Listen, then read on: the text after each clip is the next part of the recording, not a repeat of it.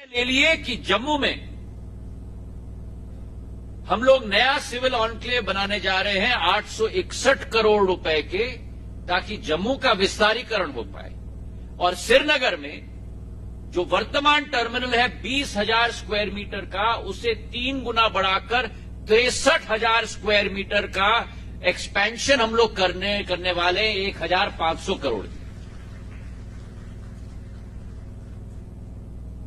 ये एक संकल्प प्रधानमंत्री जी का है।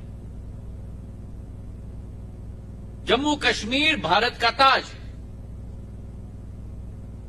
और एक ऐसा वातावरण प्रगति और विकास का हमें बनाना होगा, और वो नागर विमानन क्षेत्र एक मुख्य अंग है उस सपने को साकार करने के लिए।